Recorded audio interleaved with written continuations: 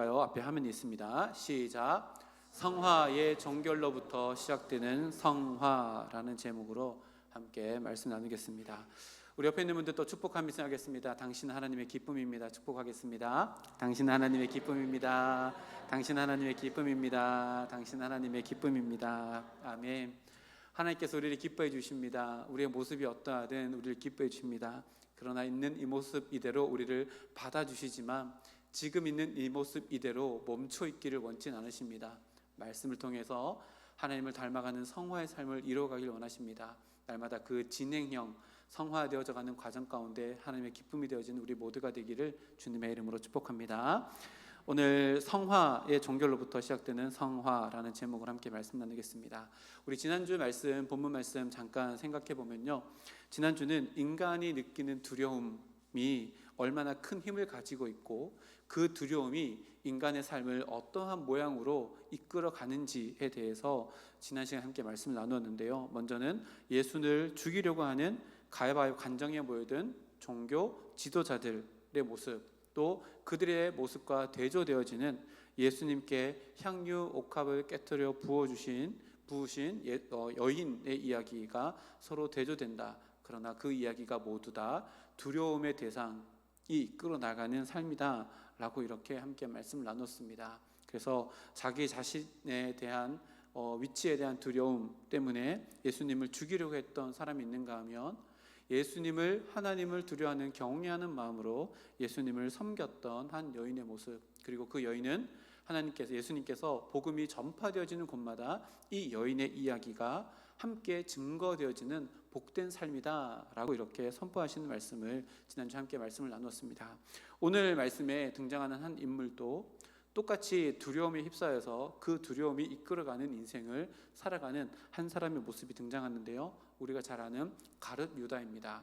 14절 말씀을 보니까 그때에 12 중에 하나인 가룟 유다라 하는 자가 대제사장들에게 가서 말하되 라고 이렇게 기록하는데요, 마태가 가룟 유다를 이야기하면서 수식어를 12 중 하나라고 이렇게 수식어를 붙였습니다.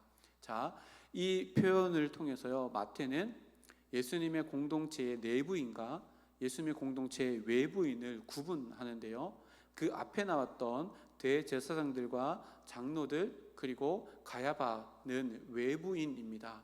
근데 마태는 12 중 하나라고 소개하며 이제 예수님의 공동체 안에 있는 내부인으로서 하나님을 경외하는 두려움이 아니라 다른 두려움으로 어떤 인생을 살아가게 되는가를 보여주며 이렇게 가룟 유다를 소개합니다. 자, 그런데요, 마태복음 14장, 오늘 말씀 14장에 내부인인 12 중 하나인 가룟 유다가 예수님을 죽이려고 계획하고 있는 외부인과 접촉했다는 사실을 알려주는데, 마태는요 그 순서가 외부인에게서 내부인으로가 아니라 내부인에게서 외부인으로 이렇게 연결되어진다라고 하는 것을 분명히 기록합니다. 14절 말씀을 보니까 가룟 유다 하는 자가 대제사장들에게 가서, 그러니까 내부인이 외부인에게 먼저 갔다라고 이렇게 기록하며 그 사람이 12 중에 한 사람이다 라고 이렇게 소개합니다. 자, 그러면 12 중에 하나라고 하는 표현은 좋은 표현이에요, 나쁜 표현이에요? 중립적인 표현이죠. 그 사람이 태도가 어떠하냐에 따라서 중립적입니다.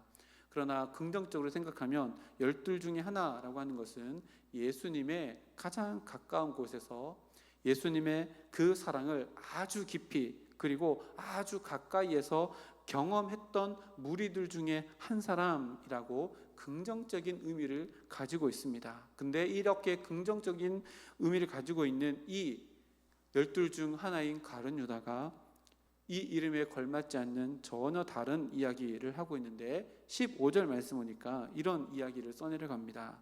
내가 예수를 너희에게 넘겨주리니 얼마나 주려느냐, 그들이 은 30을 달아주거늘. 마태는요 가룟 유다가 이렇게 자신의 스승을 배반하는 이야기로 지금 12 중 하나라는 그 이름을 사용하고 있다라고 이렇게 이야기합니다. 배반하는 이유가 뭐예요? 15절 말씀에서는 돈 때문이다 라고 이렇게 기록합니다. 요한복음, 평행복음인 요한복음 12장 4절에서 6절 말씀에도 이렇게 기록합니다. 제가 읽어드릴게요. 제자 중 하나로서, 요한은 제자 중 하나라고 표현합니다. 예수를 잡아줄 가룟 유다가 말하되 이 향유를 어찌하여 300데나리온에 팔아 가난한 자들에게 주지 아니하였느냐 하니, 6절 말씀 앞에 화면에 있습니다. 한번 읽어볼까요? 시작. 이렇게 말함은 가난한 자들을 생각함이 아니요 그는 도둑이라 돈괴를 맞고 거기 넣은 것을 훔쳐 가미러라. 마태도 가룟 유다가 예수님을 파는 것은 돈 때문이다 라고 기록하고, 요한도 기록하기로 가룟 유다는 원래 돈 욕심이 많았고 돈 괴를 맡고 있다는 얘기는 예수님은 공동체 안에서 회계 역할을 감당했다는 것을 의미하는데, 회계 역할을 감당하면서도 공금에, 공동체의 돈을 가지고 있는 이 공금에 손을 댔던 도둑이다라고 요한이 이렇게 이야기합니다. 마태도 이야기하고 요한도 이야기한다는 것은 제자들 안에 공공연한 비밀로 이 가룟 유다는 돈에 대한 욕심이 있고 실제로 돈을 훔치는 도둑이었다는 것을 이렇게 이야기합니다. 성경에서 말하는 유다가 예수님을 파는 동기는 통상적으로는 오늘 본문 말씀에 기록된 것처럼 돈에 대한 욕심이다라고 이렇게 설명합니다. 그런데요, 이 가룟 유다에 대한 많은 해석들이 있습니다. 다른 해석들이 어떤 것이 있냐면요, 요 근래 이런 해석들이 있습니다. 가룟 유다가 예수님을 판 이유는 가룟 유다가 예수님을 바라볼 때 예수님은 메시아인데 너무 소극적인 메시아이시다. 그래서 예수님이 보다 자기가 생각했을 때 더 적극적인 메시아가 되기 위해서 예수님의 지금 소극적으로 하시는 메시아 사역에 반기를 들고 예수님을 벼랑 끝으로 몰아붙이면 그동안에 보여주셨던 초자연적인 능력, 기적을 행하시는 그 능력으로 물리쳐야 될 종교 지도자들을 다 물리치시고 또 넘어서야 될 로마의 모든 권세자들, 로마 황제까지도 다 압도하는 능력의 메시아 상을 보여주지 않을까라고 하는 잘못된 계산으로 의도적으로 예수님을 팔았을 것이다 라고 이렇게 이야기합니다. 여기서 한 발 더 나가는 사람들이 있는데요, 영지주의자들입니다. 영지주의자들은 뭐라고 얘기했냐면, 유다가 예수님이 땅 가운데 오시는 임무 중에 하나인 십자가를 지시는 것을 완성해 드리기 위해서 예수님의 요청을 받아서 예수님을 팔았다라고 이렇게도 이야기합니다. 어떤 게 맞을까요? 모릅니다. 그러나 우리는 성경에서 분명히 기록된 것은요, 마태의 기록 또 요한의 기록을 보면 돈 욕심 때문이다라고 결론은 지을 수 있습니다. 그러나 우리가 충분히 생각해 볼 것은요, 이것이 단순히 돈 문제라기보다는 두 번째 얘기했던 것처럼 복잡한 다양한 결과들이 있었지 않을까라고 생각해 볼 수 있습니다. 예수님을 3년 동안 따랐던 자가 가룟 유다입니다. 따른다는 것은요, 예수님이 나를 따르라 했을 때 베드로나 야고보와 요한이나 이런 사람들이 다 자기 것을 버리고 따랐다는 것을 전제하면 이 가룟 유다도 자신의 모든 것을 다 포기하고 예수님을 따랐던 결단이 있었던 자입니다. 그러면 그 결단은 무엇을 의미할까요?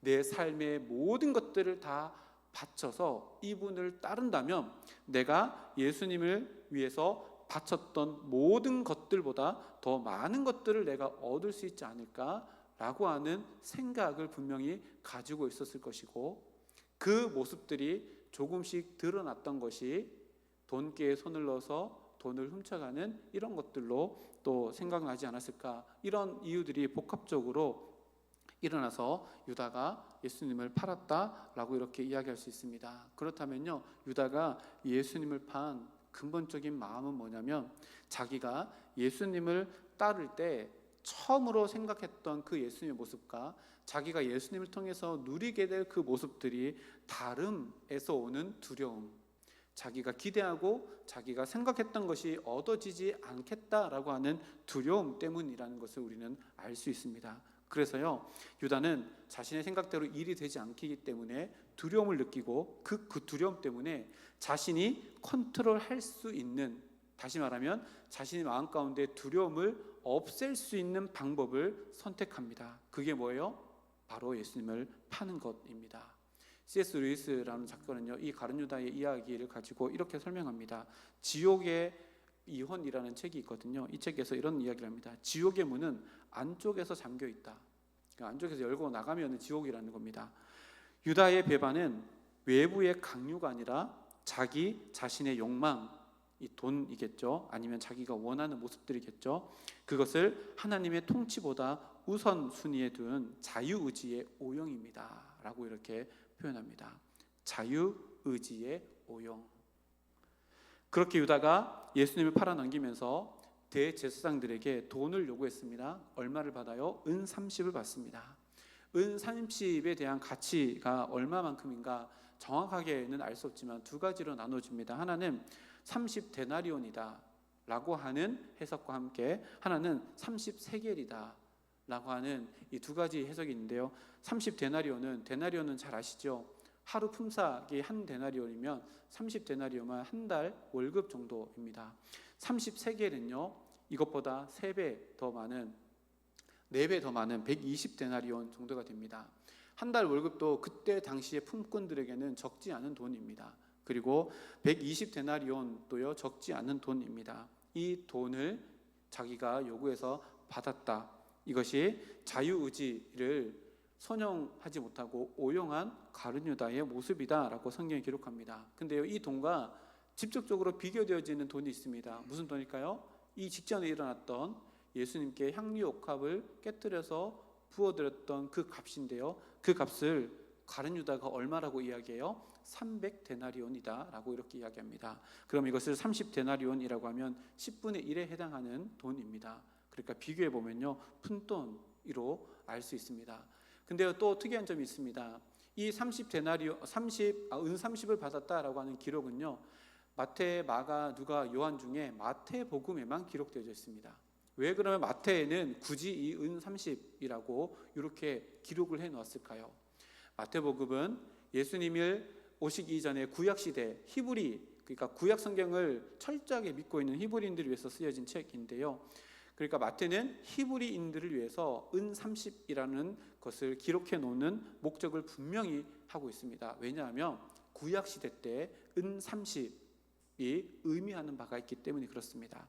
스가랴 11장 12절 말씀하고 출애굽기 21장 32절 말씀인데요. 스가랴 말씀을 먼저 보면 내가 그들에게 이르되 너희가 좋게 여기기든 내 품삯을 내게 주고 그렇지 아니하거든 그만두라. 그들이 곧 은 30개를 달아서 내 품삯을 삼은지라. 그리고 출애굽기 21장 32절 말씀 보면 소가 만일 남종이나 여종을 받으면 소 임자가 은 30세겔을 그 상전에게 줄 것이요 소는 돌로 쳐서 죽일지니라. 이게 뭘 의미하냐면요 그 당시의 노동의 값, 또 노예의 값이 은 30이었습니다. 마태는요 히브리인들 구약을 잘 알고 있는 그들을 염두에 두고 은 30으로 예수님이 팔렸다 이렇게 얘기하면요 히브리인들은 노예가 팔리는 것, 또 죄값 때문에 소가 그 종을 해쳐가지고 죽이게 되면 그 값을 은 30으로 하는데 이렇게 하면 예수님이 우리의 죄를 위해서 팔리신 노예, 팔리신 재물이 되는구나 라고 하는 것을 각인시키기 위해서 마태는 이 은 30이라는 것을 기록합니다. 이렇게 유다가 제안한 은 30을 대제사장이 수용하고 은 30을 받게 되어집니다. 그때 당시에는 돈을 하나 둘 세는 게 아니라 무게로 달아주어서 은 30을 달아서 유다에게 건네줍니다. 그리고요 16절에서 보면 이제 12 중 한 명이었던 유다가 예수님의 공동체에 소속되어져 있는 목적이 바뀌어진다는 것을 16절에 이렇게 기록합니다. 16절 함께 읽어보겠습니다. 시작. 그가 그때부터 예수를 넘겨줄 기회를 찾더라. 아멘. 이제 유다에게 예수님 곁에 있는 예수님 공동체 안에 있는 이유와 목적이 달라졌습니다. 그 전에는요 예수님을 따라가며 예수님이 말씀하신 것을 듣고 예수님을 닮아가기 위한 기회를 찾기 위해서 예수님 곁에 있었다라고 설명한다면 이제부터는요 예수님 곁에 있는 이유가 예수를 대제사장들에게 넘겨줄 최고의 기회를 얻기 위해서 예수님 곁에 있고 예수님을 가장 잘 확실하게 배신할 수 있는 기회를 얻기 위한 목적으로 예수님 곁에 있게 되었다라고 마태가 16절에 이렇게 기록합니다. 무엇을 의미할까요? 가룟 유다가 있는 자리는요 변함이 없습니다. 12 중 하나로서 예수님의 공동체 안에 있는 자리입니다. 자리는 똑같습니다. 근데요 목적이 바뀌니까 전혀 다른 자리가 되었다라고 마태가 기록하고 있는 겁니다. 우리의 삶이 다를까요? 우리의 삶도 마찬가지입니다. 우리는요 늘 같은 자리를 살아갑니다. 그런데요 그 같은 자리를 완전히 다른 의미의 자리로 만들 수 있는 능력이 우리의 자유의지 안에 담겨져 있다는 것을 오늘 본문이 우리들에게 말씀합니다. 예수님을 따라가는 성도의 삶, 성화의 삶의 자리가요 우리 모두의 삶의 자리입니다. 그래서 우리는요 그 자리를 예수님을 따르며 거룩을 향해 쫓아갈 수 있는 기회의 자리로 만들 수도 있고, 반대로 나의 욕심만 채우는 자리로 만들어 나가며 자유의지를 오용하는 자리로 만들 수도 있는 것이 우리라는 겁니다. 예수님과 철저히 연결된 자리로 내 삶의 자리를 만들 수도 있고, 예수님과 철저히 단절돼 버리는 자리로 만들 수도 있는 것이 우리의 자유의지이고 우리에게 주어진 능력이라는 것을 우리는 오늘 말씀을 통해서 다시금 알게 되어집니다. 하나님께서요 우리에게 죄가 들어오고 나서도 빼앗지 않는 능력이 자유의지입니다.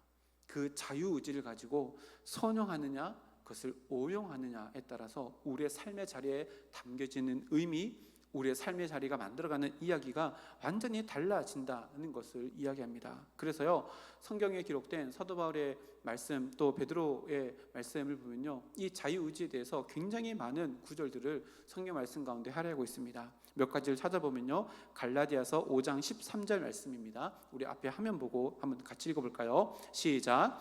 형제들아 너희가 자유를 위하여 부르심을 입었으나 그러나 그 자유로 육체의 기회를 삼지 말고 오직 사랑으로 서로 종노릇 하라. 아멘. 보세요. 우리가 자유를 위해서 부르심을 받았대요. 이 자유의지를 어떻게 선용하느냐에 따라서 우리를 부르심을 받았다라고 분명히 기록하고 그것을 선용하라라고 이야기하고요. 고린도전서 10장 23절 24절 말씀에도 앞에 화면에 있습니다. 함께 읽어볼까요? 시작. 모든 것이 가하나 모든 것이 유익한 것은 아니요 모든 것이 가하나 모든 것이 덕을 세우는 것은 아니니 누구든지 자기의 유익을 구하지 말고 남의 유익을 구하라. 여기서도 동일하게 우리의 자유의지를 어떻게 사용해야 되는지에 대해서 분명히 이야기합니다. 나의 유익을 구하지 말고 남의 유익을 구하라. 베드로 사도도 베드로전서 2장 16절 말씀에 이렇게 기록합니다. 앞에 화면에 있습니다. 시작. 너희는 자유가 있으나 그 자유로 악을 가리는 데 쓰지 말고 오직 하나님의 종과 같이 하라. 아멘. 우리에게 모든 자유가 있습니다. 근데요 그것을 하나님의 종과 같이 그 자유를 선용하라 라고 이렇게 이야기합니다. 보십시오. 가룟 유다는요 자기의 생각대로 자기의 방법대로 자기의 욕망이 만들어가는 그림을 만들기 위해서 일을 진행하기 위해서 자유의지를 쓰는데요 예수님도 자신이 그렸던 그 모습대로 되지 않으니까 자신의 방법대로 예수님을 바꾸어 보려고 이런 일을 지금 자유의지를 오용하고 있다는 것을 우리가 보게 되어집니다. 지금 3년 동안 예수님을 따랐는데 모든 것이 물거품 되어지겠다, 내가 생각했던 것이 되지 않겠다라고 하는 두려움 때문에 자유의지를 오용하고 있다는 것을 보게 됩니다. 그래서요 유다는 그 두려움을 없애고자 무슨 일을 해요? 자유의지를 가지고 자신이 할 수 있는 일을 합니다. 그리고 자신이 만들어갈 수 있는 능력 안에 있는 일로 자신의 미래의 모습을 바꾸어 보려고 예수님을 팔기로 결정한 것입니다. 우리가 이런 질문을 할 수 있죠.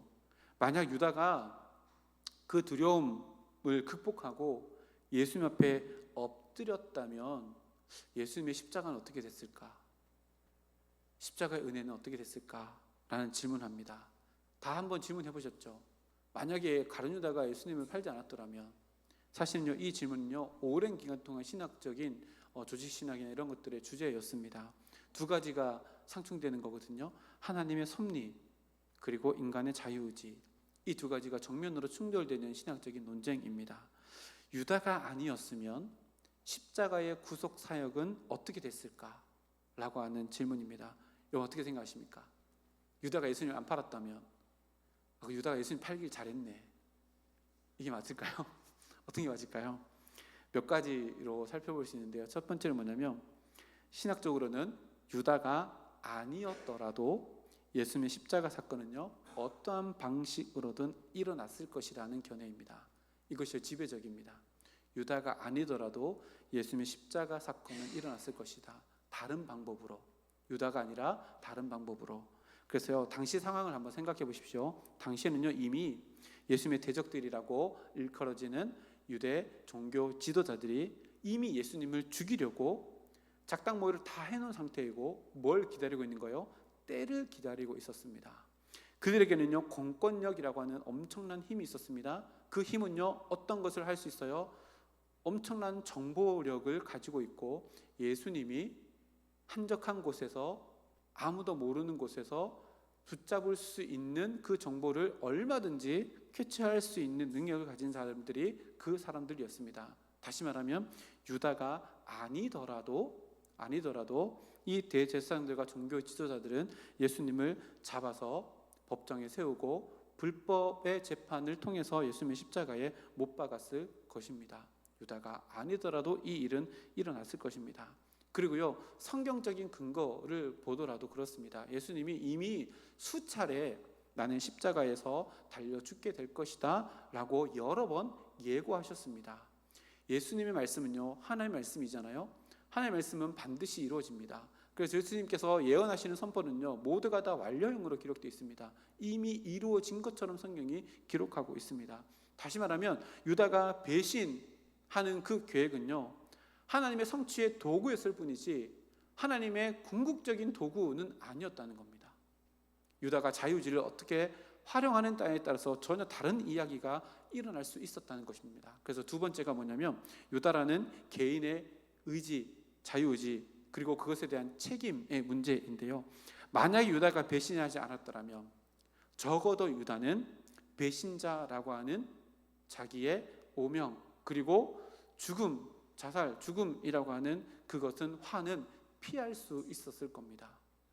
예수님께서는요, 마태복음 26장 24절 말씀에 이렇게 기록합니다. 인자는 기록된 대로 가거니와, 십자가 달려 죽는다는 말입니다. 인자를 파는 그 사람에게는 화가 있으리로다. 무슨 말이에요? 나는 십자가 달려 죽는 것이 하나님의 뜻 안에, 섭리 안에 계획되어져 있지만, 그러나 나를 파는 그 사람에게는 화가 있다. 반대로 말하면 나를 팔지 않았더라면 그에게 화가 있지 않았을 텐데. 그래서 예수님께서 안타까움으로 뭐라고 이야기하는 거예요? 자유의지를 오용하는 가룟 유다를 통해서, 유다를 향해서 그 사람은 차라리 태어나지 않았으면 내게 더 좋았을 텐데 라고 하고 안타까운 마음으로 이렇게 이야기합니다.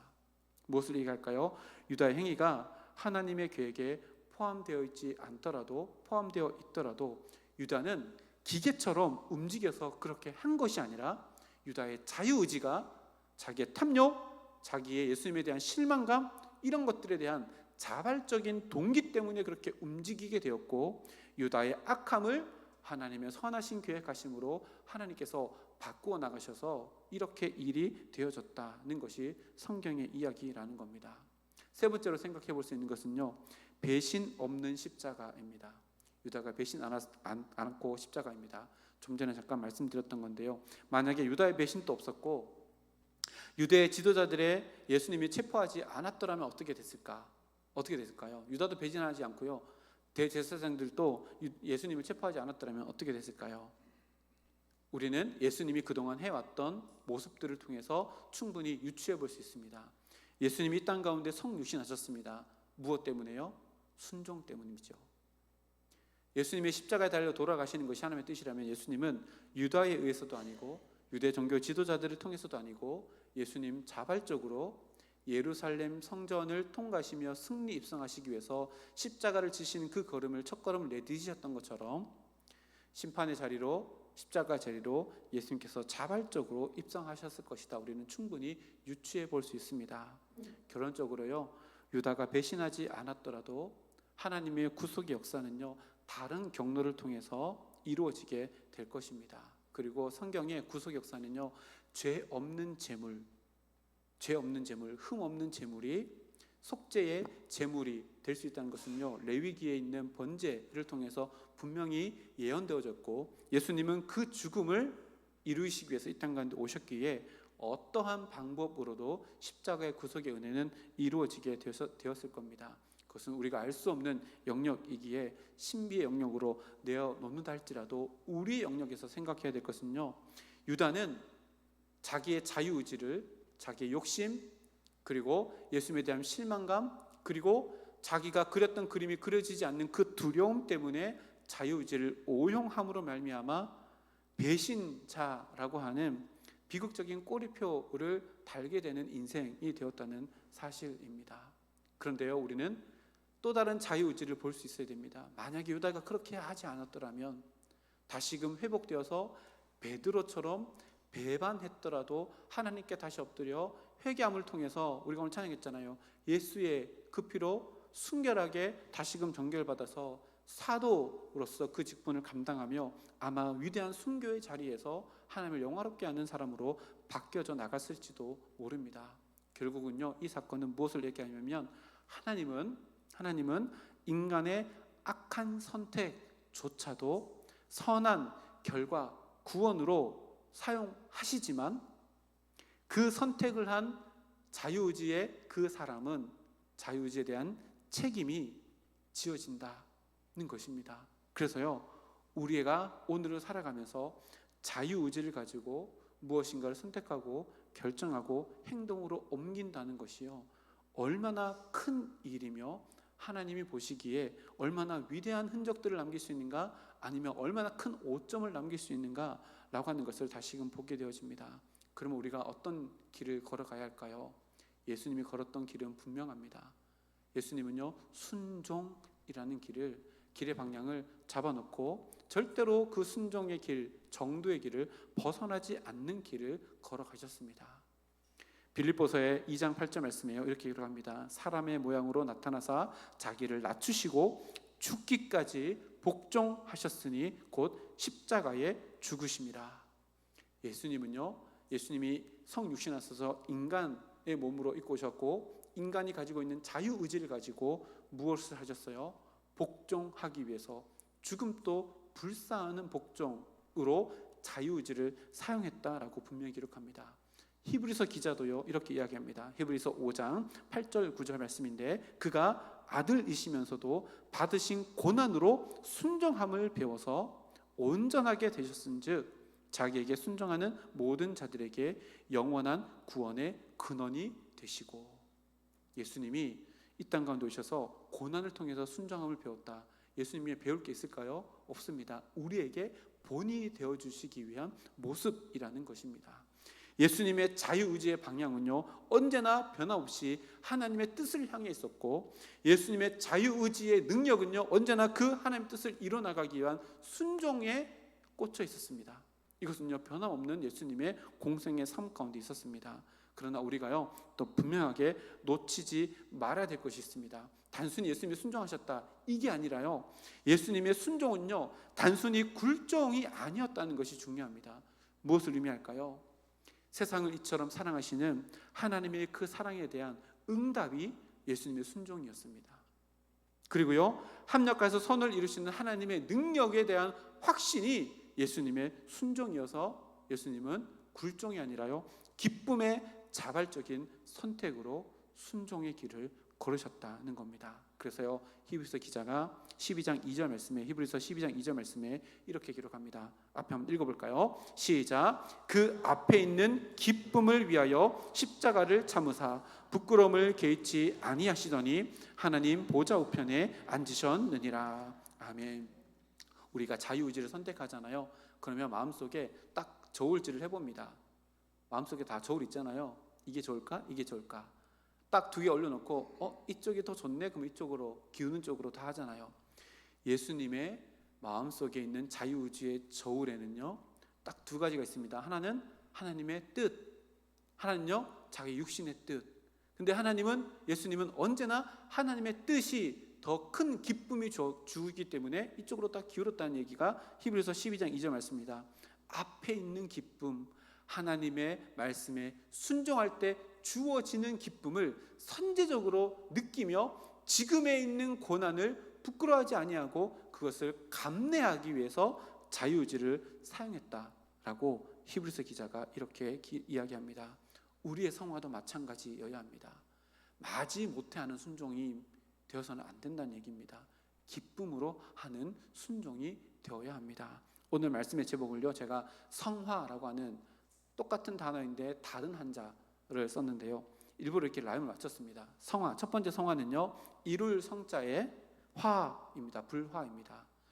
성화 난다, 뭐 이런 거 있잖아. 화난다, 생떼를 쓰다, 이런 것이 성화인데, 이 성화 일 따위가 제대로 되지 않았을 때 답답하고 애가 타는 그런 마음들입니다. 오늘 본문에 누구의 마음이에요? 가룟 유다의 마음이죠. 가룟 유다의 마음에는요, 성화가 막 일어난 겁니다. 분노가 찹니다. 그 분노의 마음에 뭐가 있어요? 두려움이 있습니다. 어떤 두려움이요? 내가 예수님을 따를 때 그렸던 그림이 그려지지 않네? 그럼 나 완전히 망하는 거 아니야?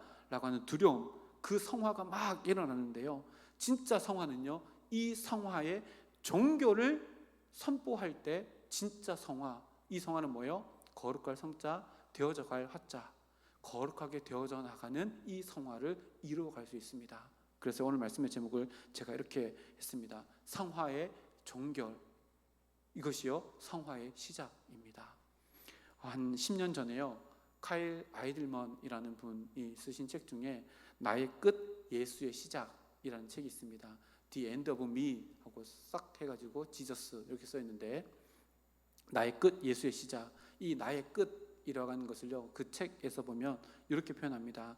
자신의 모든 것이 바닥난 순간, 곧 절망의 순간, 자아가 완전히 파산된 자리, 인간의 막다른 골목과 같은 때. 누구예요? 지금 가룟 유다가 경험하고 있는 때입니다. 예수님이 십자가에 죽는다고? 이건 내가 생각했던 게 아닌데 내 인생이 이제 끝나는 건가? 라고 하는 그 나의 끝을 지금 가룟 유다가 경험하고 있는데, 카일 아이들만 목사님이 뭐라고 얘기하냐면, 그 나의 끝이야말로 하나님의 은혜가 유입되어지는 통로가 되어져서 진짜 성화의 시작이 이루어지는 자리가 된다라고 이렇게 이야기합니다. 그런데요, 세상 사람들은 그렇게 얘기 안 씁니다. 세상 사람들은요, 네가 생각했던 거 이루어지지 않으면 넌 절망의 때야, 너는 이제 끝났어, 너는 벼랑 끝이야, 이제 너에게 있는 것은 떨어질 것밖에 없어 라고 이야기하지만, 하나님은 그렇지 않습니다.